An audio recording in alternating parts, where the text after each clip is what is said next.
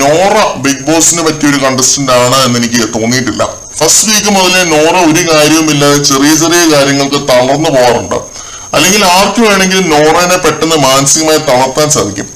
കരയുക എന്നത് emotional weakness ആണെന്നല്ല ഞാൻ പറയാൻ ശ്രമിക്കുന്നത്.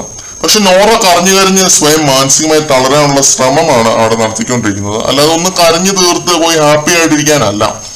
നോറ ജിൻഡോയ്ക്കെതിരെ ഒരു അലിഗേഷൻ ഉന്നയിച്ചു എന്ന് കരുതുക. ഇന്ന് രാവിലെയും ഉന്നയിച്ചിരുന്നു. ആ ഒരു അലിഗേഷനും പൊട്ടിത്തെറിയും ഒക്കെ കഴിഞ്ഞ് ബെഡ്റൂമിലോ ഡ്രസ്സിംഗ് റൂമിലോ പോയി നോറ ഇരുന്നങ്ങ് കരയും. ഇരുന്നും കിടന്നും നിന്നും ഒക്കെ കരയും. നോറ മാനസികമായി തളരും.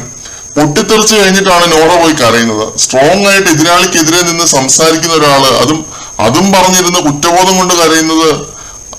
ഇത് ഔട്ട് പോകുമ്പോൾ നമ്മൾ പ്രേക്ഷകരതിനെ എങ്ങനെയാണ് നോക്കി കാണേണ്ടത്? ഇന്ന് രാവിലെ മുതൽ നോറ വല്ലാതെ ഡിസ്റ്റർബ്ഡ് ആണ് എന്ന് നോറ തന്നെ അവിടെ പലരോടും പറയുന്നത് കേട്ടിരുന്നു ലൈവില്. ആകെ ഇമോഷണലി വീക്കാണ്. കരഞ്ഞ് വയ്യാത്ത മട്ടായിരുന്നു.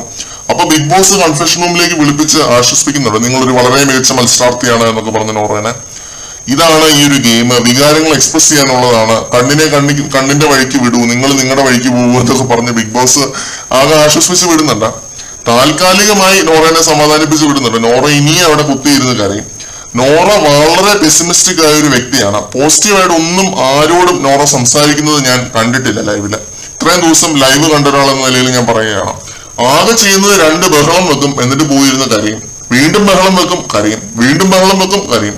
ഇത് തന്നെയാണ് റിപ്പീറ്റഡ് ആയിട്ട് നോറയുടെ കാര്യത്തിൽ നടന്നുകൊണ്ടിരിക്കുന്നത്.